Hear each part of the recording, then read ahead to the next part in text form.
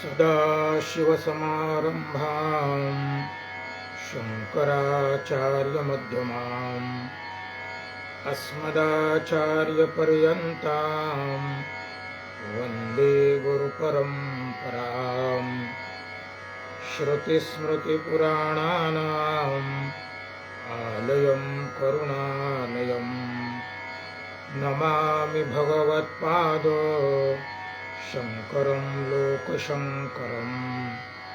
शङ्करं शङ्कराचार्यं केशवं बादरायणम् सूत्रभाष्यकृतो वन्दे भगवन्तो पुनः पुनः। नमो नारायण।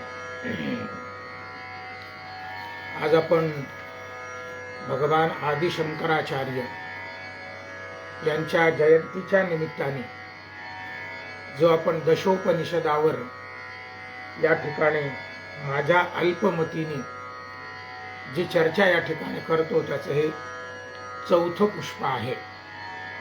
आणि आजच्या या पुष्पामध्ये या ठिकाणी आणि प्रश्नोपनिषद या विषयावर आज आपण चिंतन करणार आहोत।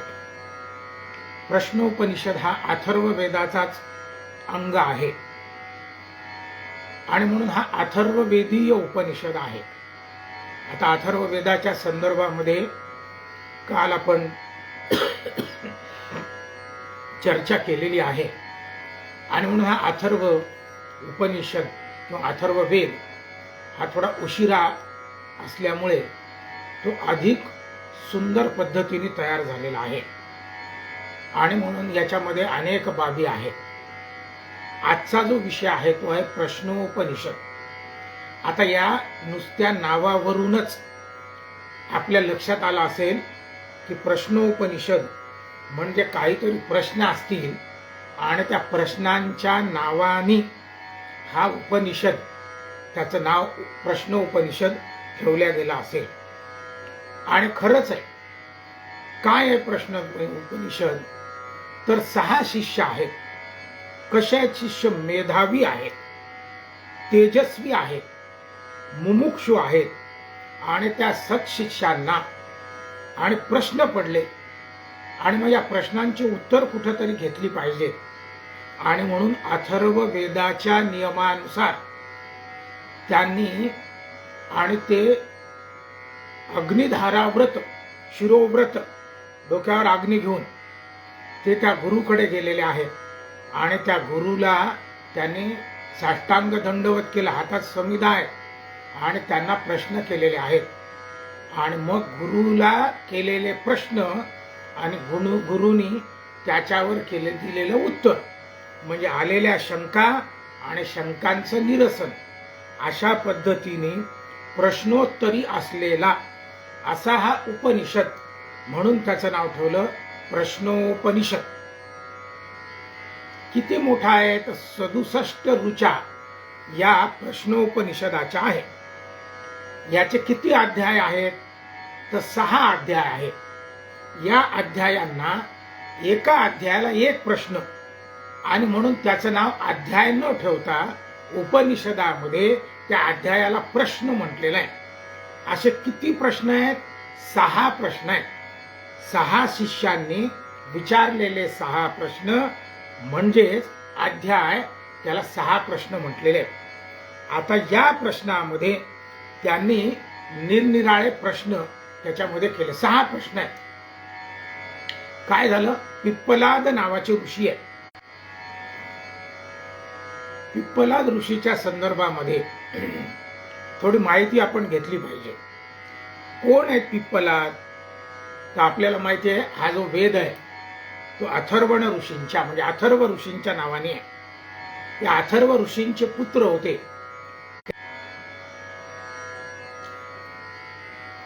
या दधीचींच्या पत्नीचं नाव होतं गभस्विनी। आता तिची आणखी दुसऱ्या पुराणामध्ये आहेत नावं, सुवर्णा किंवा सुभद्रा, पण या वेदामध्ये गभस्विनी। आपल्या सगळ्यांना दधीचींची कथा माहिती आहे। वृत्रासुराचा वध करण्यासाठी देवांना अशक्य होऊ लागलं आणि म्हणून त्यांनी दधीचीची हाडं मागितली.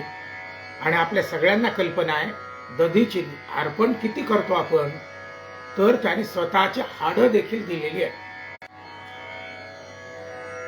हाडं दिल्यानंतर साहजिकच त्यांचा त्या ठिकाणी मृत्यू होणार आहे. मग आता हा मृत्यू झाल्यानंतर या गभस्वी की आपले पती त्या ठिकाणी, आणि मग सती तिने मग आता तिच्या पोटामध्ये गर्भ होता, हे पिप्पलाद गर्भामध्ये होते. मग आता गर्भ पूर्ण नाही, पण ती पतिव्रता असल्यामुळे तिला जीवन अस्वस्थ वाटलं आणि तिने ठरवलं की आपण देखील सती जायचं. आणि म्हणून तिने स्वतःचं पोट फाडून आणि तो जो गर्भ होता तो गर्भ काढला आणि पिंपळाच्या वृक्षाखाली वनामध्ये ठेवलेला आहे. आणि ती स्वतः सती गेली.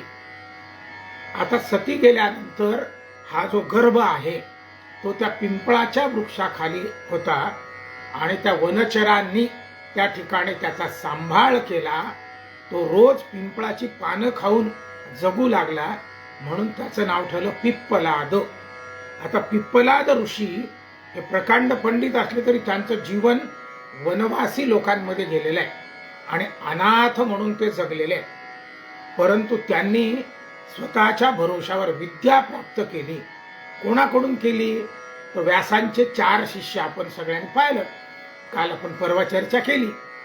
तर त्या व्यासांच्या 4 शिष्यामध्ये सुमंतू नावाचे शिष्य आहेत, त्यांचं शिष्यत्व या पिप्पलादाने पत्करलं आणि हे त्या ठिकाणी ज्ञानी झाले.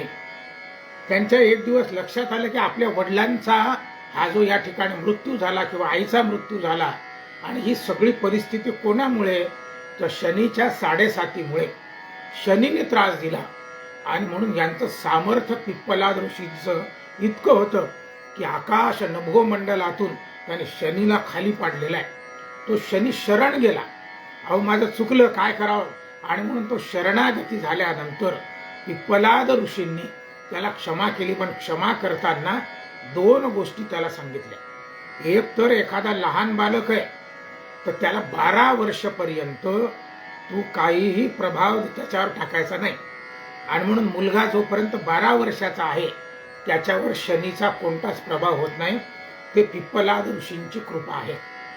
दुसरं त्या शनीला सांगितलं, जो कोणी अश्वत्थ म्हणजे पिंपळ वृक्षाची पूजा करेल, कारण पिंपळाखालीच मी आहे आणि पिंपळच खऱ्या अर्थाने माझे माता पिता आहेत, त्याची जर कोणी पूजा करेल तर त्याला 7.5चा प्रभाव होणार नाही.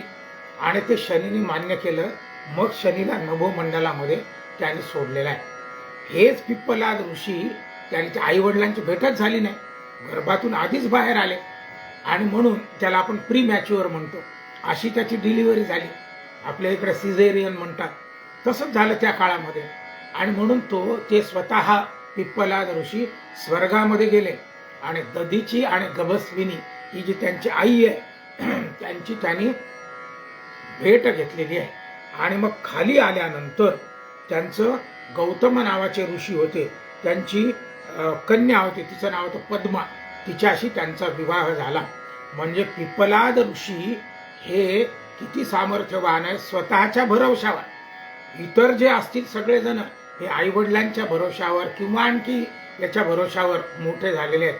पिप्पलाद हे एकमेव ऋषी असे आहेत की जे अनाथ असताना देखील ते आणि वनवासी लोकांच्या भरोशावर त्यांनी आपलं आणि जीवन घडवलेलं आहे. असे हे पिप्पलाद ऋषी.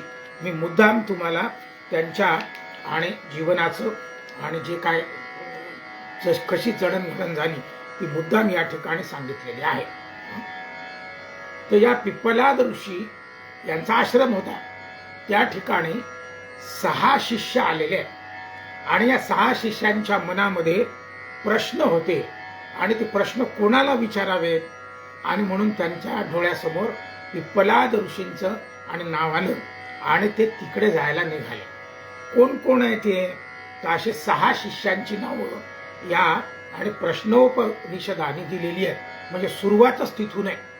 कोण कोण आहे, त्याच्यामध्ये भरद्वाजाचा मुलगा, त्याचं नाव आहे भारद्वाज, आणि म्हणून त्याचं भारद्वाज, पण मूळ नाव आहे सुकेशा. या उपनिषदाने प्रश्नोपनिषदामध्ये सगळं वर्णन केलेलं आहे की भरद्वाजाचा मुलगा, त्याचं नाव भारद्वाज, त्याचं मूळ नाव सुकेशा. दुसरा आहे शिबींचा मुलगा, म्हणून त्याला शैब्य म्हणतात, पण त्याचं नाव होतं सत्यकाम. तो जो तिसरा आहे तो गर्ग गोत्रात उत्पन्न झाला, म्हणून त्याचं नाव गार्ग्य, पण तो सूर्याचा जो पुत्र आहे त्याचं नाव आहे शौर्य. त्या शौर्याचा हा पुत्र, म्हणजे एका अर्थाने सूर्याचा नातू, आणि म्हणून त्याचं नाव ठेवलं सौर्यायनी. म्हणजे गार्ग्य सौर्यायनी त्याचं नाव याच्यामध्ये दिलेलं आहे. तिसरा आहे अश्वलाचा पुत्र, म्हणून त्याचं नाव होतं अश्वलायन, आणि त्याचं दुसरं नाव होतं कौशल्य, आणि म्हणून अश्वलायन कौशल्य असं त्याचं नाव या प्रश्नोपनिषदामध्ये दिलेलं आहे. आणखी पुढचा कोण आहे पाचवा, तर विदर्भ देशामध्ये त्याचा जन्म झाला, म्हणून त्याचं नाव होतं वैदर्भी, पण तो भृगुकुलात उत्पन्न झाला म्हणून त्याला भार्गव असं म्हणतात. वैदर्भी भार्गव असं त्याचं नाव. आता सहावा कोण आहे, तर सहावा आहे कत्य ऋषींचा पुत्र, म्हणून त्याचं नाव आहे कात्यायन, पण त्याचं मूळ नाव कबंधी असं याच्यामध्ये ठेवलेलं आहे. कात्यायन कबंधी अशी ही जी सगळी मंडळी आहेत ही एकत्रित आली. आता ही कशी आहेत, हे तेजोनिधी आहेत, हे कसे आहेत, ब्रह्मपरायण आहेत, हे ब्रह्मनिष्ठ आहेत, मेधावी आहेत, तपस्वी आहेत, आणि यांना त्या ठिकाणी प्रश्न पडला. म्हणून त्या अथर्व वेदामध्ये असल्यामुळे अग्निधारा व्रत त्यांनी ग्रहण केलं आणि समिधा हातामध्ये घेतल्या आणि ते गुरूंच्या जवळ गेलेले आहेत. आता अथर्व वेदाने स्पष्ट सांगितलं, अथर्व शीर्षामध्ये काल आपण चर्चा केली, इदम अथर्व शीर्षम अशिष्याय न देयम यो यदि मोहात दास्यती स पापियान भवती. म्हणून अथर्व वेदकार जेवढे आहेत, अथर्व अंगिरस वगैरे, यांनी आपल्या शिष्यांना ज्या ज्या वेळी विद्या दिली किंवा परीक्षा घेतलेली आहे, त्यांना ते पात्र आहेत की नाही, ते शिष्य बनण्या योग्य आहेत की नाही, का अशिष्य आहेत, त्याच्यासाठी सगळ्यांनी प्रयोग केलेले. तसे हे 6 शिष्य जेव्हा आणि पिप्पलाद ऋषीकडे आलेले, तर त्यांनी सांगितलं, बाबा तुम्ही कसे आले, म्हणले आमच्या काही शंका आहेत त्या तुम्हाला विचारायच्या आहेत. तर त्यांनी सांगितलं की बाबा मी जी तुम्हाला ब्रह्मविद्या देणार आहे त्याच्यासाठी तुम्ही पात्र आहेत की नाही हे मला पाहावं लागणार आहे. कारण अथर्व शीर्ष म्हणजे अथर्व विद्या जी आहे अशिष्याय न देयम आहे.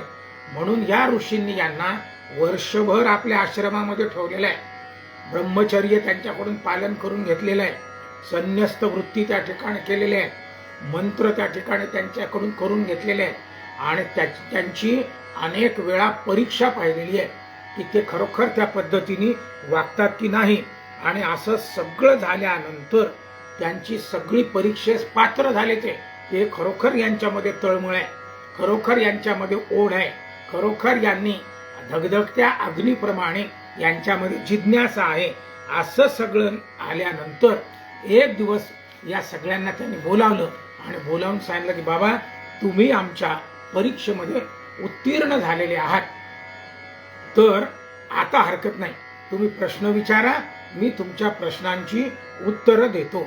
आता ती सगळी मंडळी बसलेली आहे आणि बसल्यानंतर एक एक जण प्रश्न विचारतो आहे आणि त्यांची प्रश्नांची उत्तरं पिप्पलाद नावाचे महाऋषी त्या ठिकाणी त्यांना देऊन राहिलेली आहे. आता पहिले कोण आलं, तर पहिले ज्याला कत्याचा पुत्र त्याला कात्यायनी, त्याचं नाव आहे कबंधी. या कबंधी त्या ठिकाणी आलेला आहे आणि आल्यानंतर तो त्या ठिकाणी बसला आणि त्याने सद्गुरूंना साष्टांग नमस्कार केला आणि पहिल्यांदा त्याने प्रश्न केला की ही प्रजा कोणापासून उत्पन्न झाली. आजचं जे आपण पहिल्या वेळेस आत्मतत्व पाहिलं, ब्रह्मज्ञान पाहिलं, मग ते ब्रह्म कसं तयार झालं याच्या संदर्भात पाहिलं. आज आपण प्रजा म्हणजे हे शरीर, आता लक्षात ठेवा, जे शरीर उत्पन्न झाले त्याला प्रजा म्हटलेलं आहे, पण इथे त्यांनी शास्त्रीय भाषेमध्ये प्रजा शब्द वापरलेला आहे. मग आता त्या कबंधीने विचारलं की का हो ही प्रजा कशी उत्पन्न झाली, कोणापासून उत्पन्न झाली. आता पिप्पलाद ऋषी त्यांना उत्तर देऊन राहिलेले. पहिला प्रश्न आहे म्हणजे पहिला अध्याय. पहिल्या प्रश्नामध्ये त्याने सांगितलं की बाबा प्रजेची उत्पत्ती करावी अशी इच्छा कोणाला उत्पन्न झाली? प्रजापतींना उत्पन्न झाली. प्रजापती म्हणजे ब्रह्मा, त्यांना उत्पन्न झाली. मग त्यांनी काय केलं? त्यांनी तप केलं आणि तप केल्यानंतर आपल्या तपश्चर्येच्या योगाने काय केलं? रई आणि प्राण उत्पन्न केले. आता रई आणि प्राण याचा अर्थ लक्षात घ्या. रई इथे या ठिकाणी सोम किंवा चंद्र असा उल्लेख केलेला आहे. त्याला अन्न देखील म्हटलेलं आहे. ते का ते पुढे सांगतो. म्हणजे रई म्हणजे सोम म्हणजे चंद्र म्हणजे अन्न, म्हणजे त्याला आपण म्हणू भोग्य वस्तू त्या ठिकाणी निर्माण केली. दुसरं काय निर्माण केलं? त्याने प्राण निर्माण केले. त्या प्राणाला सूर्य म्हटलेलं आहे.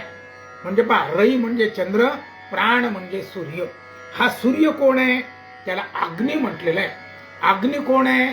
तर तो भोगी आहे. आता आपण ज्या जेवतो की नाही, आपण म्हणतो उदरभरण नोहे जाणीजे यज्ञ कर्म. आणि यज्ञ कर्म कसं आहे? भगवद्गीतेमध्ये अहम वैश्वानरो भूत्वा प्राणिनाम देहमाश्रिता प्राणापान समायुक्तम पचामी अन्नम चतुर्विधम. 4 प्रकारचं अन्न आहे. लेय आहे, पेय आहे, चोष्य आहे, भक्ष्य आहे. आणि ते सगळं अन्न कुठे टाकतो आपण? पोटामध्ये टाकतो. म्हणजे अन्न झालं भोग्य वस्तू, म्हणजे तिला खायचंय. कोण घेतो? पोटामध्ये जठराग्नी आहे, त्याचं नाव आहे वैश्वानर. त्या यज्ञामध्ये ती आहुती आहे. कोण खाते? खाते तो अग्नी खातो, जठराग्नी. आणि म्हणून सूर्याला या ठिकाणी अग्नी म्हटलेला आहे. आणि अन्न म्हणजे चंद्र, त्या चंद्राला भोग आपण कोणाचा देतो? अन्नाचा भोग देतो. कोणाला देतो? सूर्याला देतो. आणि म्हणून या प्रजापतीने हे सूर्य आणि चंद्र म्हणजे रई आणि प्राण त्या ठिकाणी तयार केले. म्हणजे अन्न आणि अग्नी तयार केला आणि त्या दोघांपासून मैथुन तयार केलं. आता या मैथुनातून तुम्हाला सांगितलं भोग्य आणि भोगी असे 2. त्या ठिकाणी या मैथुनातून प्रजापतीने प्रजा उत्पन्न केली, म्हणजे जीव उत्पन्न केला, म्हणजे देह उत्पन्न केला. आणि त्या देहातून प्रजापती कोण आहे? तर त्यांनी सांगितलं सहस्त्र रश्मी सूर्य. त्याच्यातून ब्रह्म म्हणजे तो जो अग्नी निर्माण केला, तर तो सहस्त्र रश्मी त्याला सूर्य म्हटलेला आहे.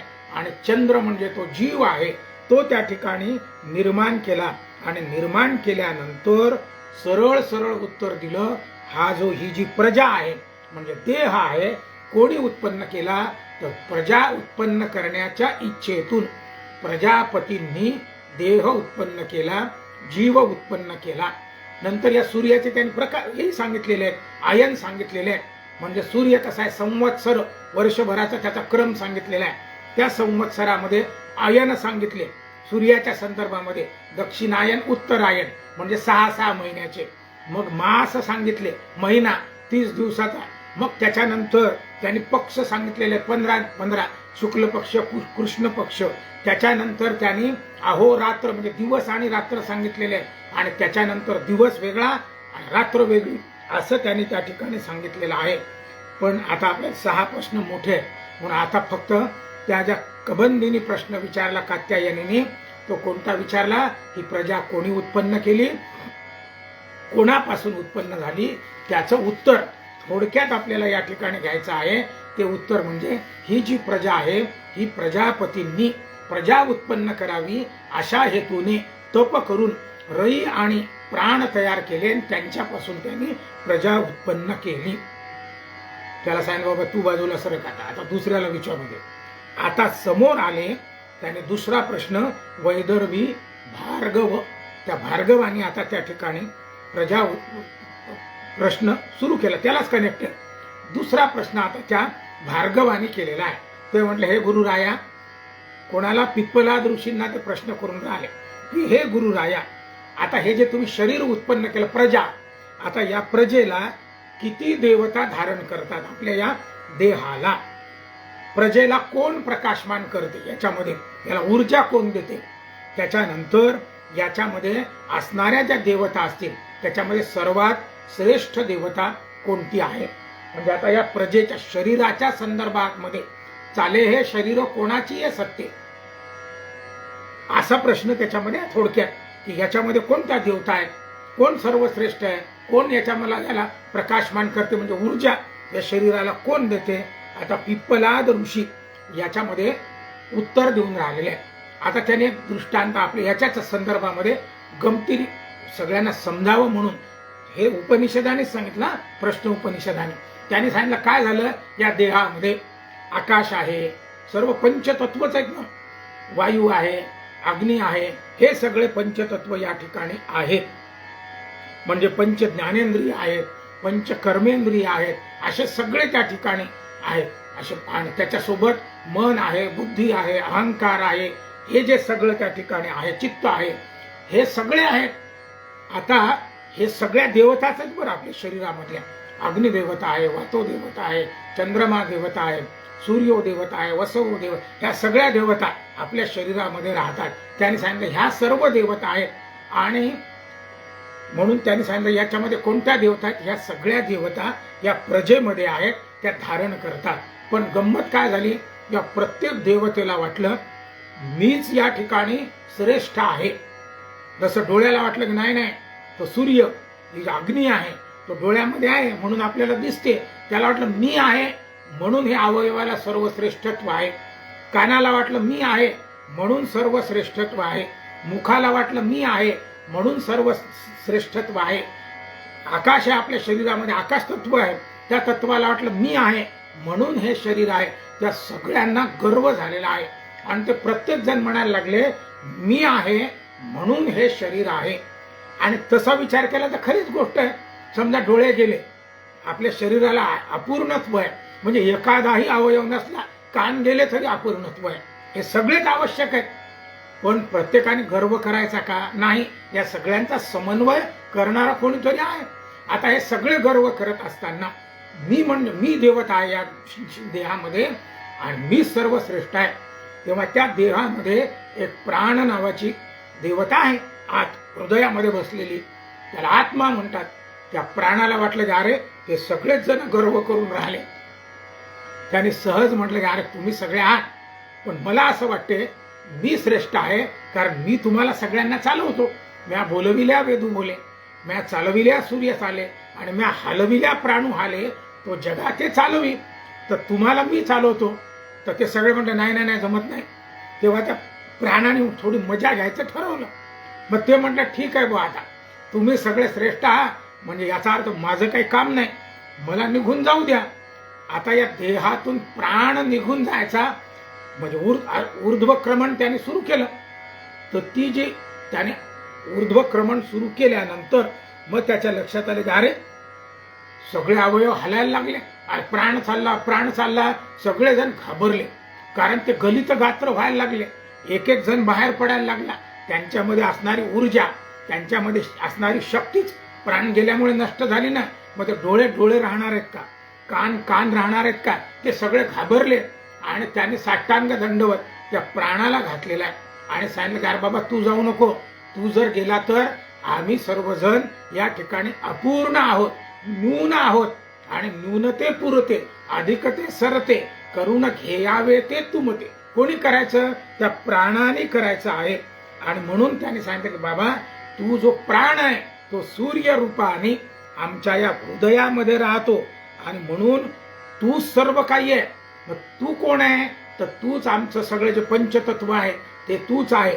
तू या ठिकाणी असणारी आमची पंच ज्ञानेंद्रिय, पंच कर्मेंद्रिय, इतकंच नाही या विश्वाला चालवणारे सगळे ब्रह्मा विष्णू महेश हे देखील तूच आहे. तूच अग्नी आहे, तूच वायू आहे, तूच सूर्य आहे, तूच चंद्रमा आहे, तू सगळी पंचमहाभूत देखील तूच आहे. तूच अन्नधान्य उत्पन्न केलेलं आहे, त्याच्यामुळे आमचं हे शरीर आहे. तूच सगळं काही या ठिकाणी तयार केलेलं आहे. आणि म्हणून ह्या ज्या सगळ्या देवता आहेत ह्या सगळ्या देखील तूच आहे. तू प्रकाशमान देखील तूच आम्हाला करतो, असं त्याला ते म्हणायला लागले. आणि आता तू आमचं शरीर सोडून जाऊ नको. अरे बाबा ईश्वराची देखील स्थापना करायची असेल तर नुसती मूर्ती ठेवून चालत नाही, प्राण प्रतिष्ठा करावी लागते. इतकं त्या प्राणाचं महत्व आहे. तेव्हा आता हे सगळे अवयव सगळ्या देवता शरीरामधल्या त्या प्राणाला म्हटले की बाबा तूच सर्वश्रेष्ठ आहे. आणि म्हणून ते आता साष्टांग दंडवत त्याला घालून राहिले की हा प्राण काय आहे तोच प्रकाशमान करतो. आणि म्हणून वैदर्भी भार्गवाने जो प्रश्न केला की किती देवता धारण करतात, तर एवढ्या सगळ्या देवता शरीरामध्ये आहेत.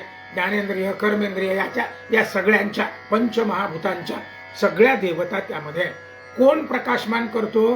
प्राणतत्व आपल्या शरीराला ऊर्जा देते म्हणजे प्रकाशमान करते. मग याच्यामध्ये सर्वश्रेष्ठ देवता कोण आहे? तर तो जो प्राण आहे तो सर्वश्रेष्ठ आहे असा दुसरा प्रश्न या ठिकाणी आणि जो याने विचारला वैदर्भीनी ते पिप्पलाद ऋषींनी दिला. आता पिप्पलाद त्याला म्हटले बाबा तू बाजूला सरक आता तिसरा प्रश्न येऊ दे, वेळ कमी आहे आपल्याजवळ. आता तिसरा प्रश्न विचारण्यासाठी अश्वलायन कौशल्य नावाचे त्यांचे जे शिष्य आहेत, भक्त आहेत, ते समोर आलेले आहेत आणि आता त्यांनी प्रश्न केलेला आहे. आता तुम्ही सांगितलं प्राण सर्वश्रेष्ठ आहे, मग आता त्यांनी प्रश्न केले की हा प्राण कशामुळे उत्पन्न होतो आपल्या शरीरामध्ये? प्राण शरीरात कसा राहतो किंवा कसा येतो, तो शरीरात कसा राहतो आणि तो उत्क्रमण कसा पावतो, वर कसा जातो आणि त्याच्यानंतर हे शरीर अंतर्बाह्य कसं धारण करते, असं ते त्या ठिकाणी आणि सांगायला लागले. सांगत असताना ते हे प्रश्न त्यांनी त्या ठिकाणी केल्यानंतर आता त्याची उत्तर पिप्पलाद नावाचे ऋषी त्या ठिकाणी देऊन राहिलेले आहेत. त्याने सांगितलं की बाबा हा प्राण कसा होतो? आत आपल्या आत्मतत्व आहे ज्याला आत्मा म्हणतात, तर तो जो हृदयामध्ये असलेला राम तो आत्मा, त्याला आत्मस्वरूप तत्व, त्या आत्मस्वरूपापासून तो प्राण तयार होतो. म्हणजे कोण तयार केला? तो विश्वरूप परमात्मा, परब्रह्म परमात्मा, त्याला आत्मतत्व म्हणतात. तोच आपल्या हृदयामध्ये अंगुष्ठ मात्र पुरुषः मध्ये आत्मनि तिष्ठती. ते जे आत्मस्वरूप आहे त्या आत्मस्वरूपापासून प्राण उत्पन्न होतो असं ते त्या ठिकाणी सांगून राहिले. जशी आपलं शरीर उभं आहे आणि जर त्याच्यावर प्रकाश पडला तर शरीराची सावली पडते. आता ती सावली आपोआप त्याच्यासोबत आलेली आहे, त्याला काही आपल्याला घडवायचं काम नाही. प्रकाश पडला की सावली त्या ठिकाणी होते. तसं तो जो परब्रह्म परमात्मा आत्मस्वरूपामध्ये हृदयात आला की जशी सावली पडते तशी सावलीप्रमाणेच तो परब्रह्म परमात्म्याची सावली म्हणजे कोण आहे? तर तो प्राण आहे. तो प्राण शरीरामध्ये त्या पद्धतीने येतो. जीव उत्पन्न झाला म्हणजे आत्मा आला. आत्मा आला की त्याच्यासोबत ते प्राणतत्व जे आहे ते सावलीप्रमाणे त्या ठिकाणी येते. म्हणून तो परब्रह्म तत्वातून म्हणजे आत्मतत्वातून तो आणि उत्पन्न होतो, प्राण उत्पन्न होतो. आता हा जो प्राण आहे तो काय करतो? शरीरात कसा राहतो? तर तो राजासारखा राहतो. राजा जसा काय करतो? समजा एक राजा आहे तर तो प्रजेचं सूत्रसंचालन सुंदर व्हावं म्हणून तो काय करतो? कामं वाटून देतो. या गावात तुम्ही राहा, ग्रामाधिकारी तिथे तुम्ही राहा, आणि प्रत्येकाला तो कामं वाटून देतो. कोणी कलेक्टर असेल, कोणी मुख्याधिकारी असेल, कोणी पटवारी असेल, आणखी कोणी असेल, त्या सगळ्यांना कामं वाटून देतो. आणि कामं वाटून दिल्यानंतर त्या ठिकाणी ती कामं सुचारूप्रमाणे चालतात. तसा हा प्राण आपल्या शरीराचा राजा आहे. आणि मग तो काय करतो? सगळ्या ज्ञानेंद्रियांना, सगळ्या कर्मेंद्रियांना आणि सगळ्या अवयवांना आपापली कामं वाटून देतो की तू हे कर. डोळ्याला सांगतो तू पाहण्याचं काम कर, डोळे ऐकत नाहीत कधी. कानाला सांगतात ऐकण्याचं काम कर, ते काही चव घेत नाही. कोणी कानाने भाकरी खात नाही. कोणाला सांगतात चव घे, तोंडाने खा. असं प्रत्येकाची कामं ज्ञानेंद्रिय कर्मेंद्रिय याचे वाटून देतो. कोण देतो? प्राण हा राजा आहे. आणि अशा पद्धतीने तो आपल्या शरीरामध्ये राजासारखा राहतो आणि प्रत्येकाला वाटून देतो. आता काम वाटून दिल्यानंतर तो नुसता बसतो का एका ठिकाणी? तो राजा सगळीकडे भ्रमण केलं पाहिजे. आणि म्हणून तो भ्रमण करण्यासाठी कसा भ्रमण करतो शरीरामध्ये? तर तो जो प्राण आहे तो त्या ठिकाणी आपण दोन गोष्टी सांगितल्या. परब्रह्मापासून सावलीप्रमाणे आत्म्यासोबत तो आला. तो राजासारखा राहतो, कामं वाटून देतो, पण तो नुसता बसत नाही. मग त्याने स्वतःची यंत्रणा जी केलेली आहे त्याच्यानुसार तो कसा जातो? मग त्याने सांगितलं की आपल्या हृदयामध्ये तो स्थिर आहे. पण हृदयात राहत असला तरी प्राण तो सर्वत्र संचार करतो. कसा करतो? तर त्याने सांगितलं आपल्या शरीरामध्ये 101 नाड्या त्याने उत्पन्न केलेल्या आहेत आणि त्या 101 नाड्यांच्या प्रत्येकाच्या पुन्हा 100 नाड्या म्हणजे 101 गुणिला 100 अशी त्या ठिकाणी त्या निरनिराळ्या नाड्या त्याने उत्पन्न केलेल्या आहेत. आणि त्या केल्यानंतर त्या ज्या 100 आहेत त्याच्या पुन्हा त्याने 72,000 नाड्या 72,000 अशा प्रत्येकाच्या उपशाखा निर्माण केलेल्या आहेत. आणि मग हा उपनिषद सांगतो आपल्या शरीरामध्ये एकंदर किती नाड्या आहेत? तर 72,72,10,201 प्रश्नोपनिषद त्यांना सांगून राहिले. म्हणजे पिप्पलाद ऋषी आणि त्या अश्वलायन कौशल्याला सांगून राहिले अशा 72 कोटी नाड्या 72 कोटी 72 लक्ष वगैरे ह्या सगळ्या नाड्या आपल्या शरीरामध्ये आहे. आणि हा जो प्राण आहे तो त्यांच्या मार्फत सगळीकडे जाऊन पाहणी करतो व्यवस्थित चालू आहे की नाही, व्यवस्थित चालू आहे की नाही. तो अशा पद्धतीने त्या ठिकाणी राहतो. आणि मग हे करत असताना शरीरामध्ये या प्राण पंचवायूच्या रूपाने राहतो. कोण? प्राणाय स्वाहा, व्यानाय स्वाहा, अपानाय स्वाहा, उदानाय स्वाहा, समानाय स्वाहा, सत्यम पूर्ण ब्रह्मणे नमः. आपण म्हणतो की नाही असे हे जे वायू आहे, प्राणवायू आहे, नंतर व्यानवायू आहे, उदान वायू आहे, समान वायू आहे, हे जे सगळे वायू आहेत या वायूच्या रूपाने तो जातो. त्याचंही वर्णन याच्यामध्ये केलेलं आहे. आपल्याला पुढे पुढे जायचं आहे. आणि मग त्या रूपाने शरीराचं सूत्रसंचालन तो असा त्या ठिकाणी राहतो. आणि मग आता उत्क्रमण कसं करतो? शरीरात उत्पन्न, कारण तो ऊर्जेचा स्रोत आहे, ऊर्जा सर्वत्र देतो. आता ही ऊर्जा जशी जशी कमी होते शरीर उष्ण त्याने राहतो. आता हे शरीर जर थंड पडलं, हात लावतात लोक असं असं, आणि मग लक्षात शरीर तर थंड पडलो, छातीला हात लावतात, आणि छाती उडून नाही राहिली, नाकाला हात लावतात, आणि काही श्वासोश्वास वगैरे नाही. म्हणजे शरीर जर थंड पडलं, उष्णता बाहेर गेली, सूर्य बाहेर गेला, तर प्राणाचं उत्क्रमण म्हणजे प्राण गेला म्हणून समजायचं. आणि म्हणून त्या ठिकाणी ते सांगतो उत्क्रमण कसा पावतो? उष्णता गेली, ऊर्जा गेली की त्याचं उत्क्रमण आपोआप त्या ठिकाणी होते आणि तो त्या ठिकाणी जातो. आणि मग प्राण आपला गेला म्हणून समजायचं. मग आता तो अंतर्बाह्य धारण करताना पुढचा देह कसा? त्याने सांगितलं मरताना. आपण त्याच्यामध्ये पाहिलेलं भगवद्गीतेमध्ये. आता त्याचं काही मी सुरुवात सांगत नाही. मरताना ज्यावेळेस तो ध्यानामध्ये त्याच्या काय येते तसा पुढचा जन्म येतो. म्हणून आयुष्यभर सवय केली पाहिजे की मरताना देखील तोच विषय तो त्यांचा झाला नारायण.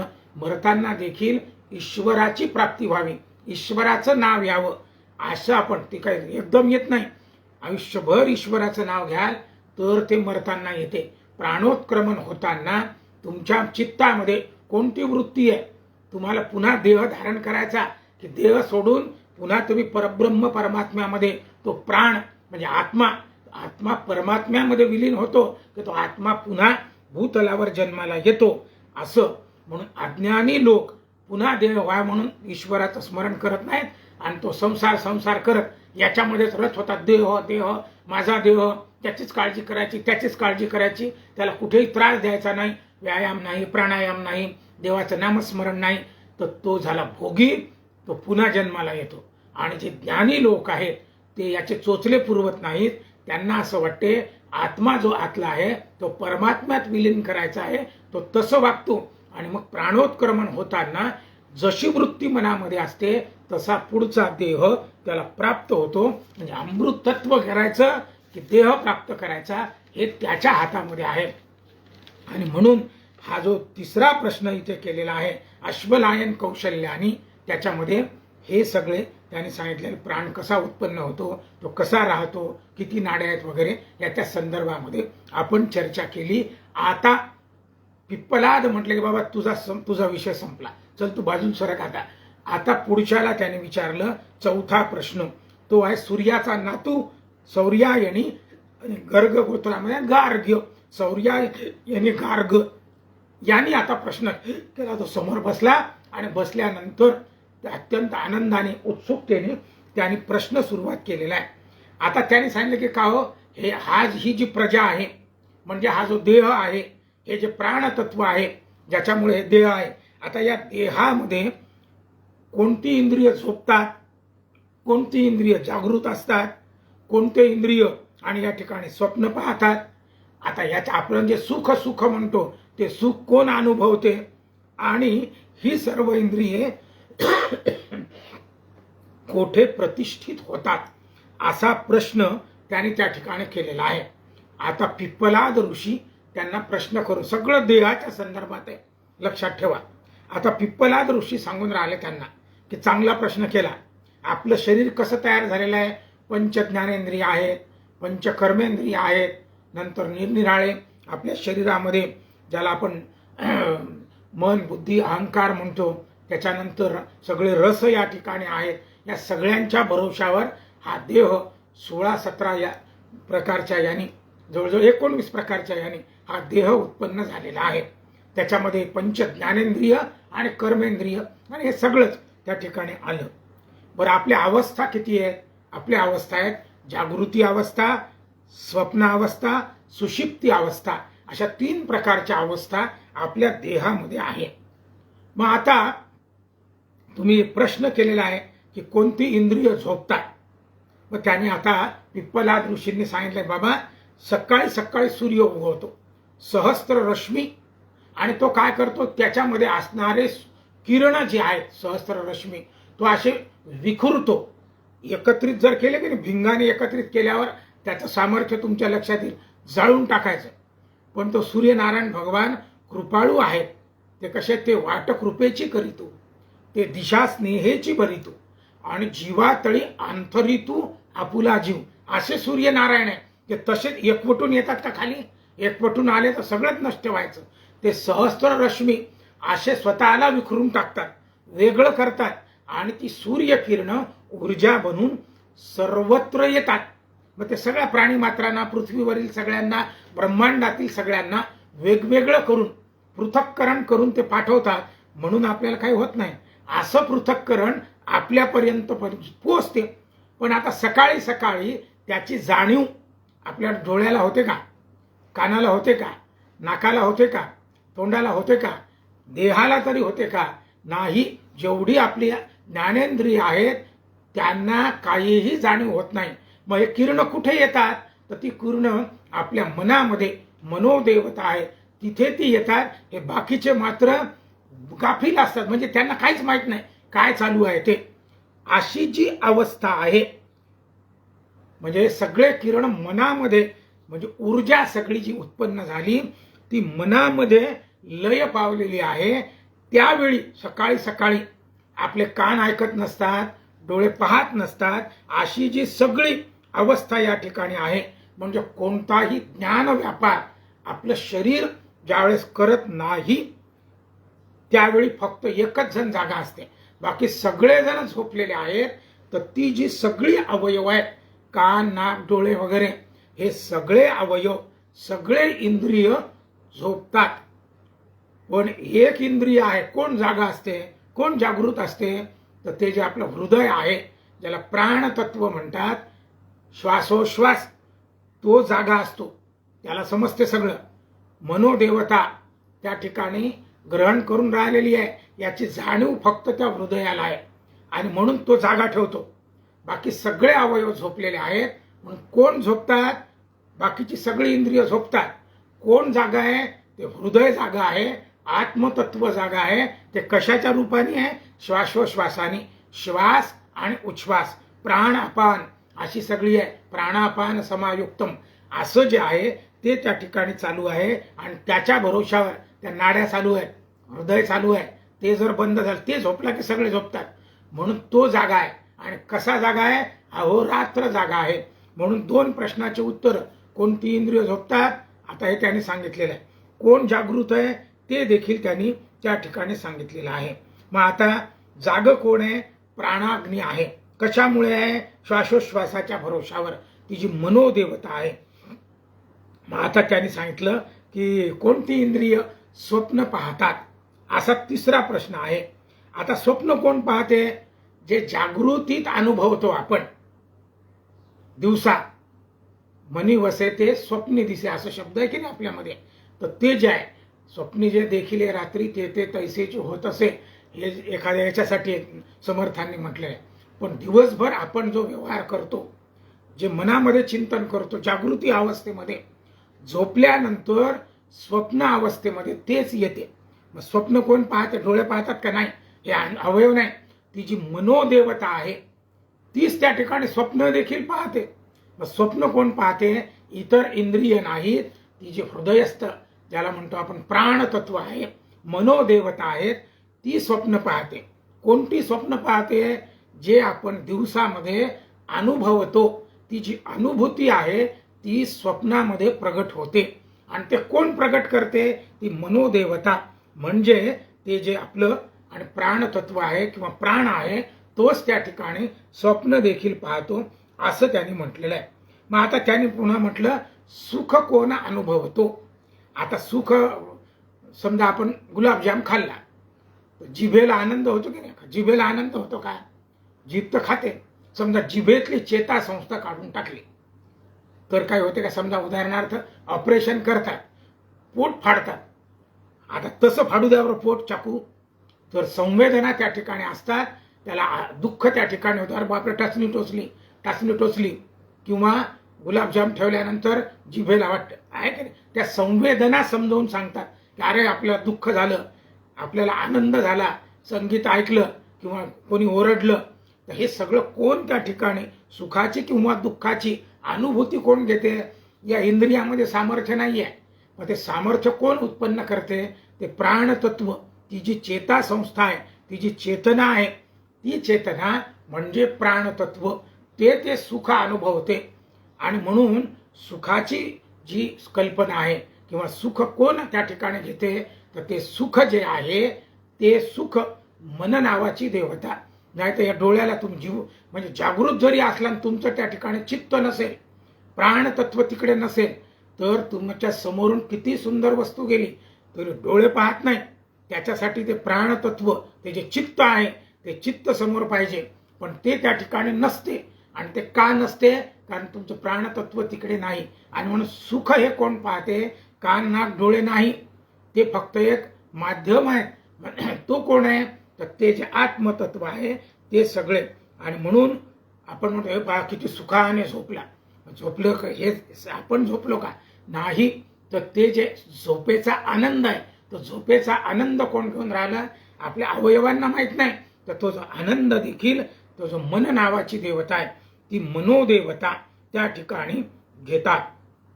मग आता ही सर्व इंद्रिये परमात्म स्वरूप त्यांच्यामध्ये असणारा जे प्राणतत्व आहे तीच त्या ठिकाणी प्रतिष्ठित होत असतात.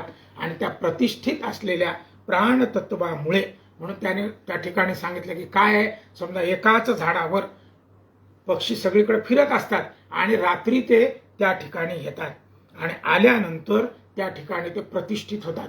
म्हणजे प्राण सगळीकडे गेल्यानंतर तसं या ठिकाणचं जे तत्व आहे, तसे इंद्रियाचे सर्व तत्व दिवसभर कुठेही असो, रात्री ते त्या ठिकाणी जसे पक्षी येतात तसं हे सगळे तत्व एकंदर एकाच ठिकाणी या देहाच्या वृक्षावर येतात. आणि तिथलं जे प्राणतत्व आहे ते परमात्म तत्व त्या ठिकाणी प्रतिष्ठित असते, तिथेच ते एकत्रित येतात. आणि म्हणून त्या ठिकाणी सौर्यायनी अशा गार्ग्याला हा प्रश्नाचं उत्तर त्यांनी सांगितलेलं आहे. आणि आता त्यांनी सांगितलं की आता शेवट 5वा प्रश्न तिथे आलेला आहे. तो शेवटचा नाही, 6 प्रश्न आहे. तर तो कोणी विचारला? तो शिबीचा पुत्र, त्याला सत्यकाम शैब्य असं म्हटलेलं आहे. त्या शैब्यानी आणि हा आता प्रश्न विचारलेला आहे की त्यांनी सांगितलं की का आता तुम्ही सांगितलं परमात्मा चिंतन केलं पाहिजे. मग मरेपर्यंत, जो जन्मापासून मरेपर्यंत अशा त्या ओंकाराचं जर चिंतन करत असेल तर तो कोणत्या लोकांवर विजय प्राप्त करतो, जय प्राप्त करतो, असं त्यांनी म्हटलेलं आहे. आता पिप्पलाद ऋषींनी त्याला ओंकार उपासना सांगितलेली आहे. आता त्यांनी पहिल्यांदा सांगितलं की बाबा ओंकार काय आहे? ओंकार हे परब्रह्म आहे. बरं कसं आहे? अपरब्रह्म आणि परब्रह्म असं त्या ठिकाणी ओंकाराचं स्वरूप त्यांनी सांगितलेलं आहे. आणि ही ओंकार उपासना, आता ओंकार कसा बनला? ज्ञानेश्वरीमध्ये वर्णन आहे. अकार चरण युगुल, उकार उदर विशाल, मकार महामंडल मस्तकाकारे, हे तिन्ही एकवटले तेथ शब्द ब्रह्म कवळले ते म्या गुरुकृपा न मिले आदि बीज उ आणि म. आता त्याने सांगितलं की उपासना कशी करायची. काही लोक एक मात्रेची म्हणजे अ एवढंच म्हणतात. असं जे म्हणतात त्यांना पृथ्वी लोक प्राप्त होतो. जे दोन मात्रा म्हणजे अ आणि उ ची उपासना करतात त्यांना चंद्रलोक प्राप्त होतो. आणि जे अ उ आणि म म्हणजे पूर्ण अक्षर ब्रह्माची उपासना करतात आदि बीजाची त्यांना सूर्यलोक म्हणजे ब्रह्मलोक प्राप्त त्या ठिकाणी होतो. म्हणजे तो परत येत नाही. आणि म्हणून त्यांनी सांगितलं ज्ञानी लोक तीन मात्रेची उपासना करतात आणि जे अज्ञानी आहेत ते एक मात्रा म्हणजे अ किंवा अउ याची उपासना करतात. थोडक्यात सांगायचं म्हणजे असं हे जे ओंकार ब्रह्म आहे त्याच्या चिंतनाने परब्रह्माची प्राप्ती त्या ठिकाणी होऊ शकतो. आणि म्हणून त्यांनी सांगितलं तीन मात्राची जर केली तर तुम्ही आणि तो जो सूर्य लोक आहे ज्याला मोक्ष म्हणतात तो जो स्वर्ग लोक आहे त्याची देखील प्राप्ती त्या ठिकाणी होऊ शकते स्वर्गाच्या पलीकडची असं त्यांनी त्या ठिकाणी म्हटलेलं आहे. आणि आता शेवटचा प्रश्न भरद्वाजाचा पुत्र सुकेशा त्यांनी त्या ठिकाणी प्रश्न केलेला आहे सुकेशाने की हे गुरुवर्य. त्यांनी एक आता कथा सांगितली त्यांच्यावर घडलेला प्रसंग. त्यांनी सांगितलं की काही दिवसापूर्वी कौशल नावाचा देश आहे त्या देशाचा राजकुमार त्याचं नाव आहे हिरण्यनाभ तो माझ्याकडे आला होता.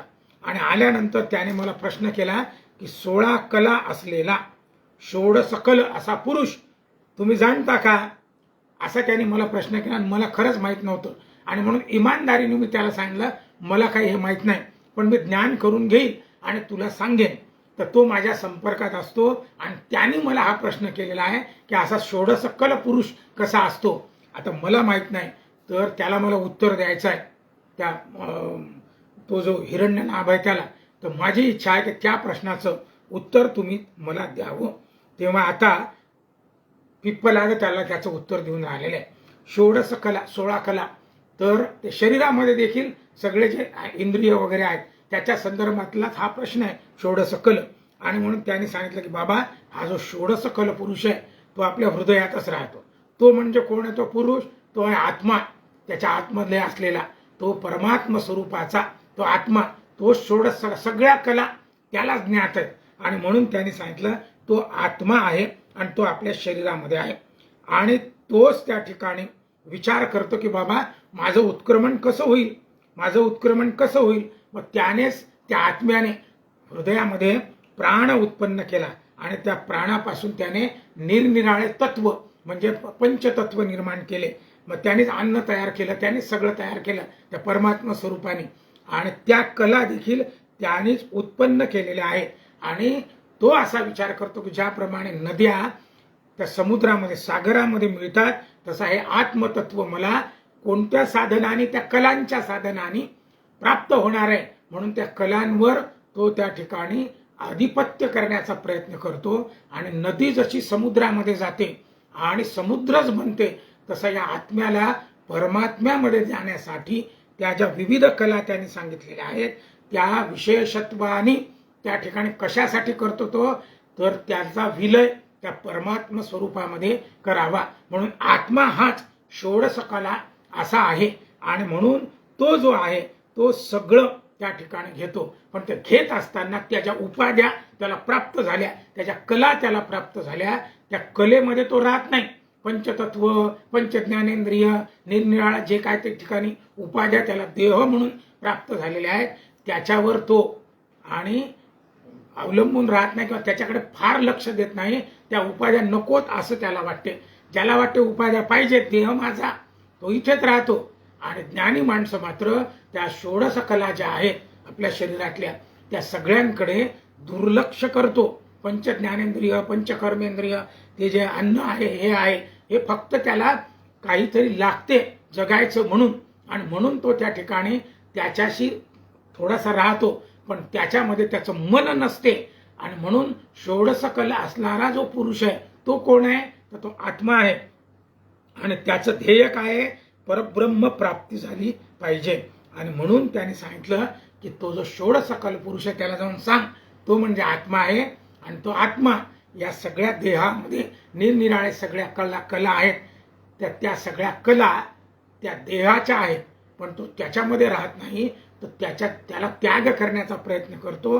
तिथेच असून जसं त्या कमळाच्या पानावर तो जो थेंब असतो तो तिथे आहे, परंतु तो त्या ठिकाणी राहत नाही, तो सहज तिथून बाजूला पडू शकतो.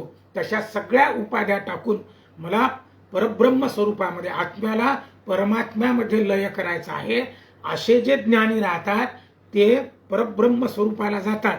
आणि ज्यांना या कलेवर म्हणतो की नाही आपण याला, या देह, या कलेवराला जे पूजतात त्याच्यातच तादात्म्य पावतात, त्याचीच या कलेवराची काळजी घेतात, तर ते जे कलेवर आहेत सगळे ते त्याच्यामध्येच राहतात आणि पुन्हा पुन्हा जन्म घेतात. त्याच्यामुळे षोडशकल म्हणून या कलेवर शब्द आहे. तर तो जो आहे तो आत्मा आहे, असं ते त्या ठिकाणी सांगायला लागलेले आहे. आणि आता या 6 जणांचेही प्रश्न त्या ठिकाणी पूर्ण झालेले आहेत. आता तिथे समावर्तन समारंभ त्यांनी केलेला आहे. सद्गुरुरायांना उच्चासनावर बसवलेलं आहे, त्यांचं पाद्यपूजन केलेलं आहे, त्यांना नमस्कार केलेला आहे आणि त्यांच्या चरणावर दंडवत प्रणाम त्यांनी घातलेला आहे. जयांचे केलिया स्मरण, होय सकळ विद्यांचे अधिकरण, तेच वंदू मिया श्री गुरुचरण, ते नमस्कारोनी आता, असा नमस्कार त्यांनी केलेला आहे. आणि अथर्व वेदाचा शांतीपाठ, ज्याला भद्रं कर्णेभिः शृणुयाम देवाः, भद्रं पश्चेमाक्षभिर्यजत्राः, भद्रं पश्चेमाक्षभिर्यजत्राः, असा त्यांनी त्या ठिकाणी शांतीपाठ केलेला आहे. आणि त्या ठिकाणी साष्टांग दंडवत त्यांनी घातलेला आहे. ओम नमो नारायण.